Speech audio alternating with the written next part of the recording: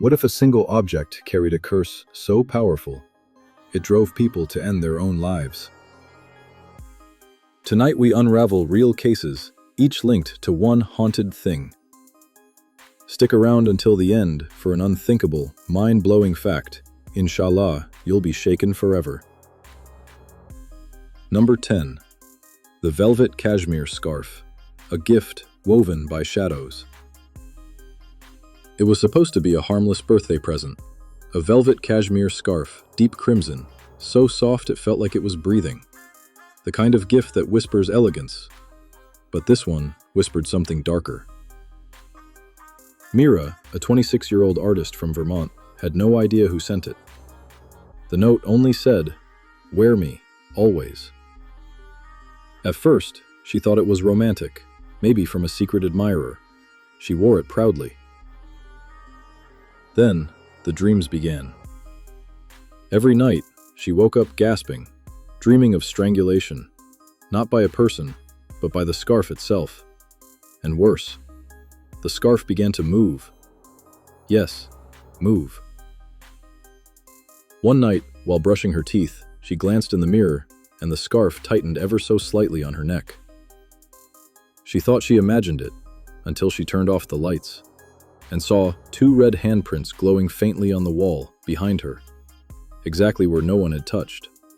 Pay attention, I'm about to reveal a twist, and it's terrifying.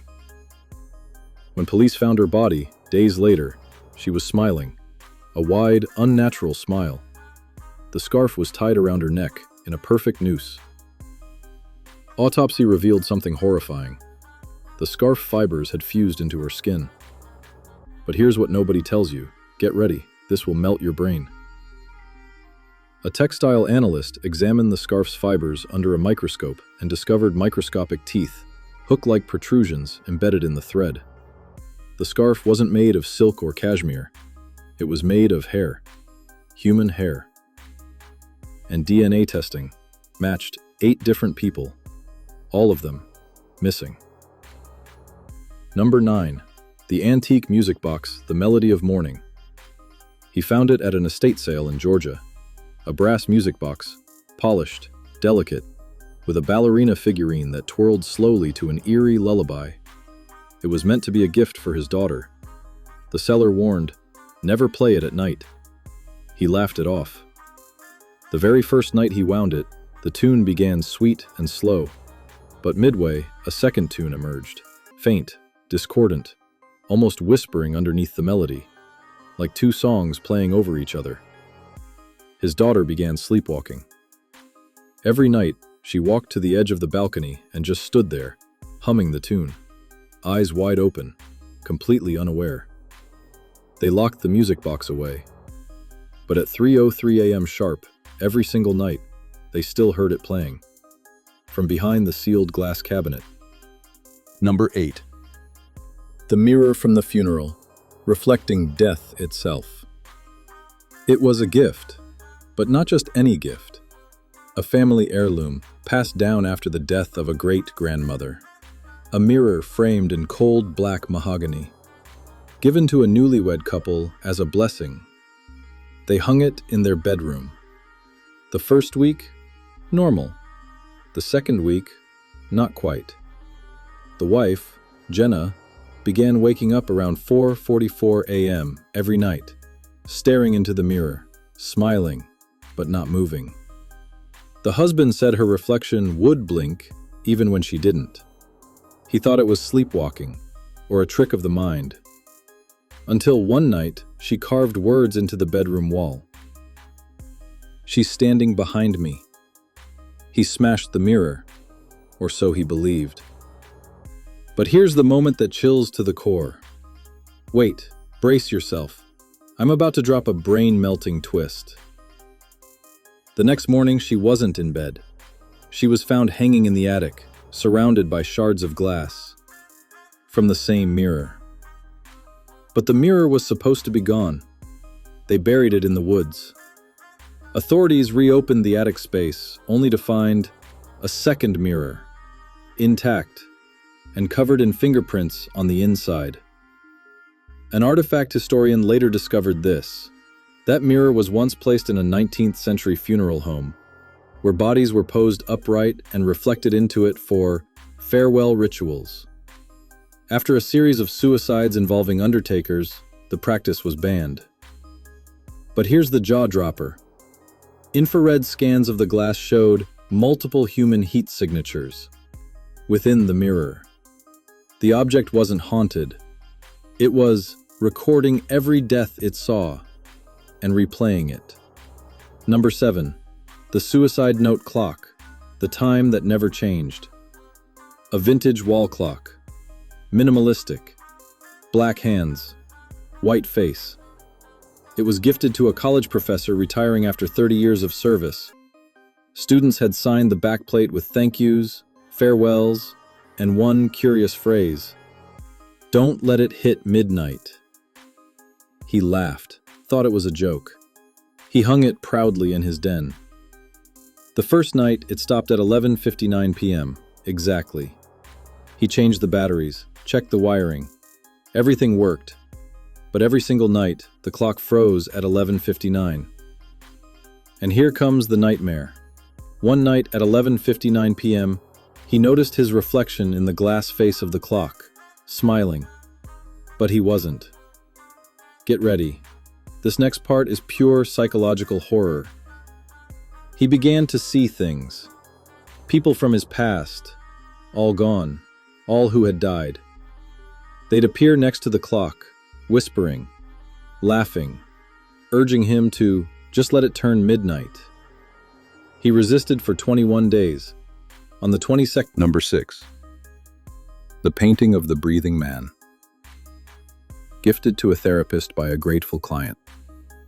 A large oil portrait of a faceless man sitting in a chair, painted in thick brush strokes, with colors that seemed to shimmer when the light shifted.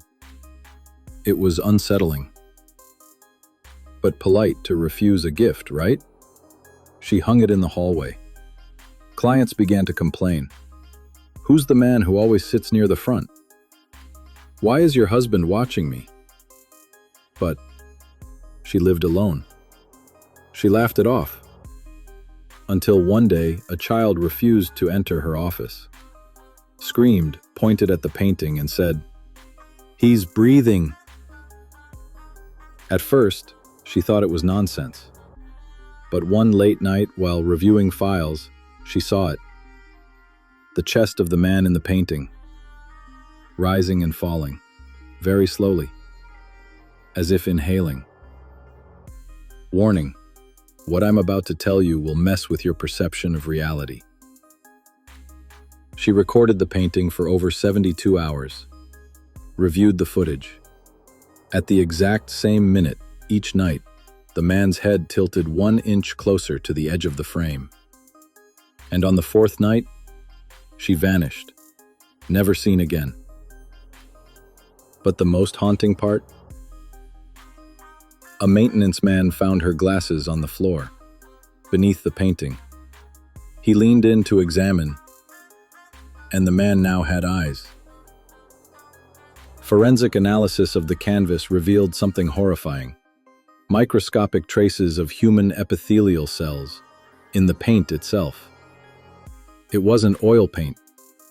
It was mixed with blood and skin. The client who gifted it never existed in the system. No records, no sessions. It was as if he arrived only to deliver the painting. And once the painting had a home, he had a door. Number 5. The doll of 2 faces. A smile for the living, a frown for the dead. She was given as a gift to a 9-year-old girl named Lily. A porcelain doll, perfectly crafted. Delicate dress, golden curls, and a strange feature. She had 2 faces. One on the front, one on the back of her head. One smiled, the other frowned. At first, the doll always faced forward, smiling sweetly from the shelf. But Lily's mother began noticing something odd. Each morning, the doll was turned, and not just randomly, always showing the frown. It got worse. The smile was slowly fading, the painted lips cracking, while the frown seemed to deepen. One night, the girl told her mom something chilling. "She wants me to be sad like her. Brace yourself. A nightmare's coming." The mother tried burning the doll, but the fire wouldn't take. Instead, it cracked, revealing tiny teeth. Number 4. The suicide desk. The letters written in the dark. It was a retirement gift, an antique mahogany desk. The first owner wrote beautiful poetry on it. The second, mysterious letters. The third, obituaries. Each recipient eventually wrote their suicide note on it. And this latest owner? A successful novelist, completely stable, until the desk arrived. He began sleep writing, waking up to paragraphs he didn't remember typing, describing his own funeral in graphic detail. Dates, flowers, who cried, who didn't. One night he found a sealed drawer he'd never noticed. Inside, 7 suicide notes, each one typed, dated, signed, all by people who'd owned the desk, all written before their deaths. Warning: the following twist is almost too real to accept. His final draft? Not typed. It was written in blood. And when they found him, slumped over the desk, keyboard shattered under him, police noticed this. His own suicide note had the same paragraph structure and tone as the others, as if written by one mind, over decades. The desk didn't inspire suicide. It dictated it. Number 3. The necklace that weighed like guilt. A golden chain, thin, elegant, gifted by a fiancé to his bride-to-be. She wore it day and night, until she began complaining it was getting heavier. But the scale never changed. Every day she swore it pulled tighter. By the 7th day she said, "It's breathing on me." Her health declined rapidly. Bruises formed on her collarbone. Her voice weakened. She tried removing the necklace. It wouldn't come off. It clung to her like skin. Doctors tried cutting it. Metal cutters snapped. Acetylene torch failed. And then came the dreams. People hanging from trees. The sound of metal tightening in her ears. Here comes the twist no one expected. The necklace wasn't gold. It was made from melted suicide rings. Jewelry once worn by people who'd taken their own lives. One piece in particular belonged to a woman who was buried wearing it, but the coffin was exhumed. Her body was gone. The chain, found resting on the lid. The bride didn't die, but she was found catatonic, whispering the same sentence, "It's still breathing." Number 2. The haunted wedding dress. A veil stained in sorrow. A mother gave her daughter her wedding dress, a beautiful Victorian lace gown.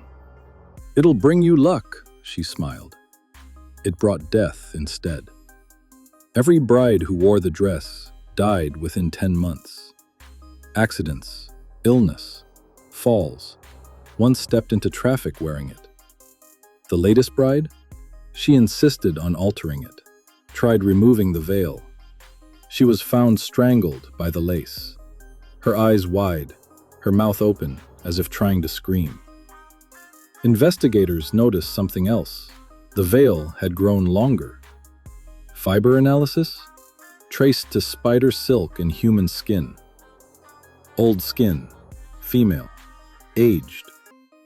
The original bride who wore it in 1894 died on the altar, heart attack at the words, "Till death do us part." She was buried in it, but someone dug it up. And now, here's the final twist before number 1. A hidden pocket in the hemline held a note. "Each bride I outlive, I wear longer." The dress wasn't cursed. It was collecting them. Number 1. The Dybbuk mirror, the final object of doom. It sits in a glass case today, locked behind triple seals. A handheld mirror said to have belonged to a Jewish bride who perished in a Holocaust camp. She hid it beneath her dress. It was the last thing she touched before her death. After the war, it was recovered, sold at an auction, bought as a tragic artifact. The buyer? Found dead within a week. But not just him.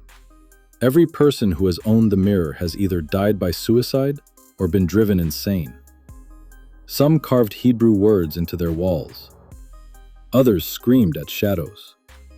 One man tried to remove his own eyes, claiming, "She won't leave unless I stop seeing." And here's the most horrifying part. Get ready, this is the most terrifying fact in this video. A rabbi specializing in cursed objects finally opened a session to cleanse the mirror. And what he saw, reflected in the glass, wasn't his own face. It was a woman, mouth sewn shut, screaming with her eyes. The rabbi screamed and dropped dead instantly. The footage? Missing. But a final note was scribbled in his diary. She's not inside the mirror. She is the mirror. Final shocking fact. Bonus reveal after number 1. This video was originally planned to be posted exactly 6 months ago. Why the delay? The writer of the original script, who investigated all these objects, went missing during research. His laptop was found. The last document opened? This title, Top 10 Gifts That Brought Death. And his final sentence typed, "I think I made a mistake. The mirror is